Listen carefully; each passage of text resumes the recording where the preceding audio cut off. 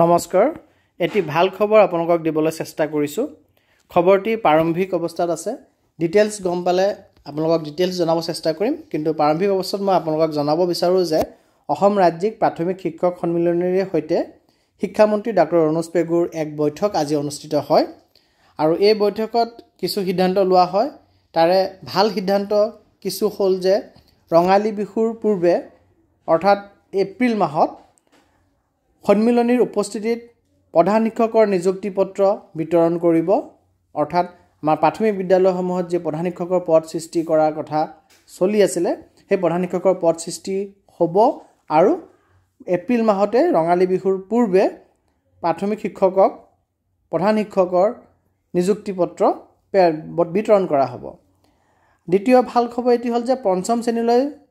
অভ্যাসন বহি অৰ্থাৎ আমাৰ যি ইভালুৱেশ্যন এণ্ড প্ৰেক্টিছ বুক সেই ইভালুৱেশ্যন এণ্ড প্ৰেক্টিছ বুক বাজেটৰ বা ধনৰ অভাৱৰ কাৰণে বা শিক্ষামন্ত্ৰী ডাঙৰীয়াই কৈছিলে যে আমাৰ ৰাইট টু এডুকেশ্যন একমতে এফটিবি বা ইউনিফৰ্মহে পায় ফ্ৰী ইউনিফৰ্মহে পায় ফ্ৰী ইভালুৱেশ্যন বুক পোৱাটো অধিকাৰ নহয় কিন্তু তাৰ পাছতো তেওঁলোকে ব্যৱস্থা লৈছে যে পঞ্চম শ্ৰেণীলৈ এই যি আমাৰ ইভালুৱেশ্যন এণ্ড প্ৰেক্টিছ বুক এই ইভালুৱেশ্যন এণ্ড প্ৰেক্টিছ বুক যোগানৰ ব্যৱস্থা কৰিব এই সিদ্ধান্ত গ্ৰহণ কৰিছে আৰু ঠিকাভিত্তিক শিক্ষকসকলৰ কাৰণে এটি ভাল খবৰ যে ঠিকাভিত্তিক শিক্ষকেও লাভ কৰিব সংশোধিত সাময়িক পদোন্নতি